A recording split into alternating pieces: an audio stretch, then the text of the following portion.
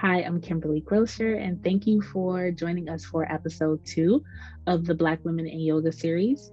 This episode looks at the barriers to Black women engaging in yoga. And so I talked to some of my friends and some of my colleagues about some of the challenges that arise when, we try to engage in yoga. So enjoy and also understand that these are these people's experiences, and so not everybody has the same experience. But I think especially if you're a health professional or you're a yoga teacher or you're somebody that works in the yoga industry, it's really important to kind of know these things so that way we can create more accessible and adaptable yoga. And for those of you that aren't yoga teachers and you're looking because you may be interested in starting yoga, know that you are not alone.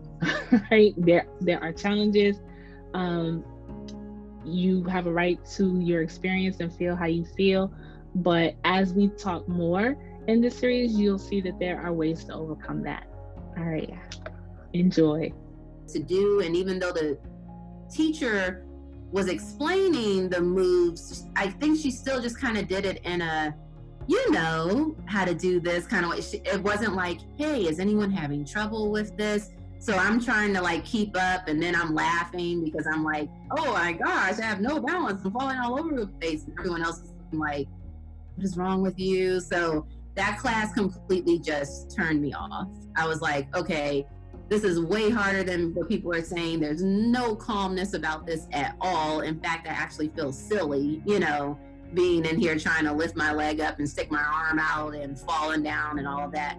So I just kind of let it go. And to be kind of honest, I was like, maybe this is just for a certain kind of people and not me. Maybe I should just get back on the treadmill or something like that. So that was my experience.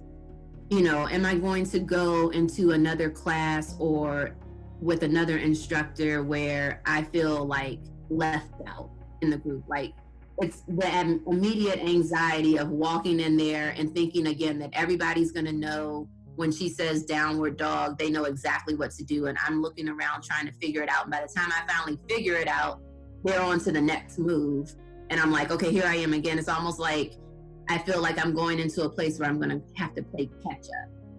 And also just the older I get, the more in my mind, I'm like, I'm not going to be able to do those kind of moves and balances or whatever. It's sometimes hard to walk, around the house, let alone lift my leg and my arm at the same time. So yeah, it's more of that anxiety I feel that would keep me from going to another class. It's this perception of yoga that it's for white women in particular, because that's what we primarily see in marketing ads and even from different clothing lines. But there's just this perception that is for white women.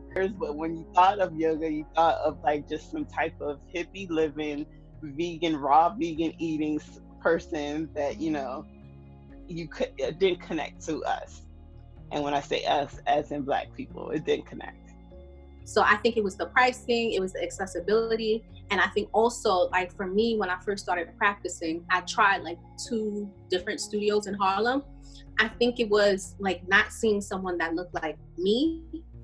And I think that was a struggle for me initially at first, because when I go to yoga studio, I go like this. I go with my bra, I go with my pants, and I feel sometimes you get stares from white women that don't have bodies like you. Sometimes it could be insecurities. It can be whatever the issue is. Sometimes that can be an off-put too to go into a class.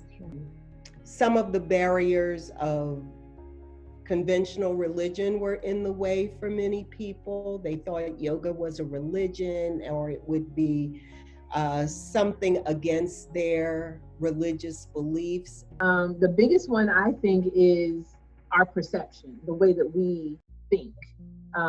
Coming from a lack mentality, you may be in a town that's predominantly white or another race. You may be in a place where there are no Black yoga teachers at a studio, but that doesn't mean you don't have access.